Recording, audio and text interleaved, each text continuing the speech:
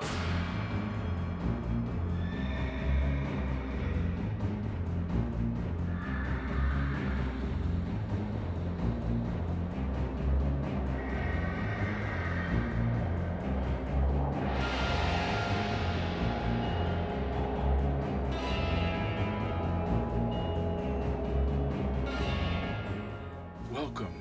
to another special holiday episode of Tales from the Hearse.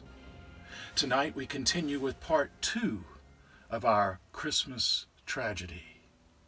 As you recall, when we left off, poor Alana was feeling such grief that she had begged her lover, James McPherson, to take her away from the house that was so filled with sadness and depression after the death of young Colleen.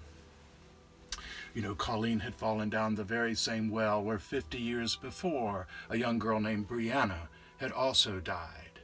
One can't help but wonder if the spirit of Brianna had lured this poor little girl to her own death out of some sense of vengeance or spite.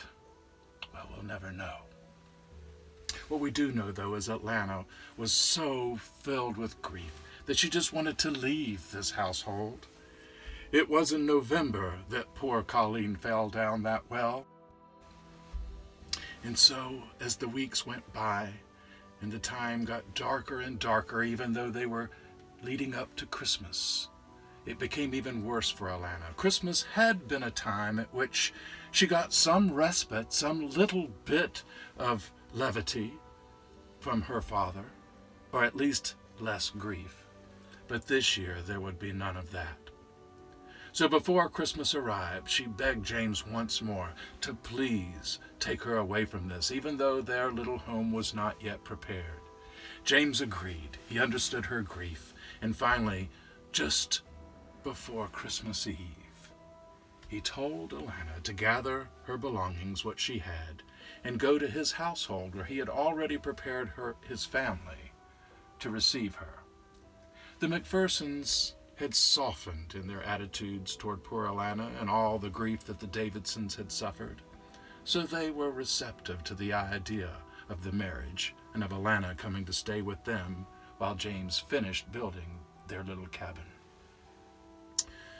Well, Alana did gather all of her things, including the wedding dress that her mother had worn.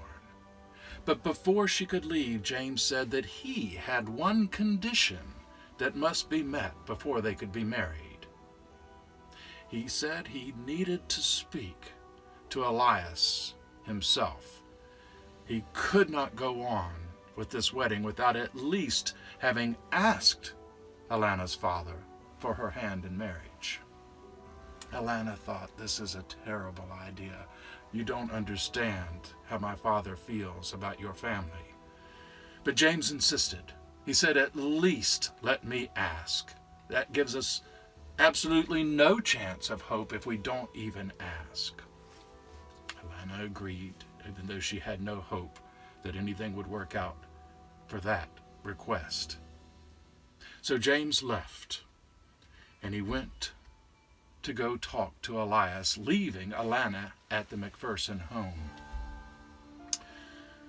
Well, the more Alana thought about it, the worse she felt. She felt nothing good at all was going to come from James confronting her father about their love. And as she thought about it even more and more, she eventually thought, this needs to be stopped. And she went to her uncle, Elias's brother Colin, and said, Uncle Colin, please, you need to go to the house. I think something bad's going to happen. And she told him what James was planning to do. Well, meanwhile, James approached the Davidson home, went up to the door, knocked on the door, and Elias came, very disturbed when he saw that a McPherson was standing there and would not even open the door. James pounded on the door insistently and stuck his booted foot there and there so that the door could not be shut altogether, and said, "Mr. Davidson, please, it's about Alana. Please listen to me."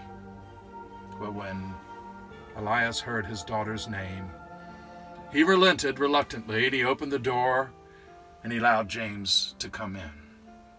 And then he waited with a big frown on his face to hear what James had to say. James took a deep breath and said, "Mr. Davidson, I know how you feel about all of us McPhersons, but there's something you should know. Your daughter Alana and I are in love, and I intend to marry her, but I wanted to come to you first to ask for your blessing. I want only the best for her, and I want our families to be at peace." Elias's face clouded over even more so, if that were possible. His rage just grew. You could see his face turning red. And as he built up, he just reached out for the closest item he had. He tried to push James back. He wanted to push him out of the house, but James was standing firm. He grabbed an oil lantern that was nearby and just without thinking threw it at James. And that lantern exploded, spilling oil everywhere on the curtains beside him, on the doorway around him. And James himself ignited into flames. Elias actually could not even believe his own eyes at what he had done, and he staggered backwards out onto the porch. At this point, his brother Colin had arrived, and seeing the flames engulfing the front of the house, which was spreading so quickly because of the oil, he grabbed his own brother by the collar of his coat and yanked him off the porch, down the steps, and out into the yard. Poor James, engulfed in the flames, didn't have a chance. He collapsed by the steps leading up to the second floor inside that house, while the house became engulfed in flames. I think we have another visitor.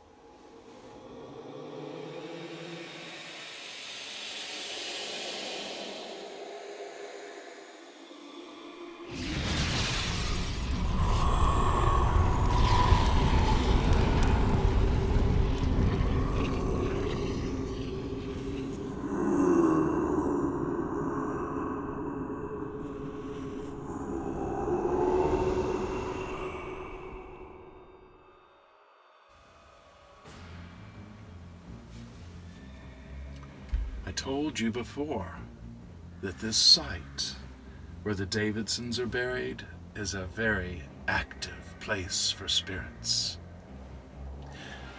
I think this is a good time to end this part of the story. I'll have to leave you once again, but please come back again for the final episode of this Christmas tragedy. And remember, in the meantime, you can hear more Christmas tales of horror by buying my book, The 13th Day of Christmas and Other Tales of Yuletide Horror, at gestaltmedia.com. So please come back in another week for more Tales from the Hearse.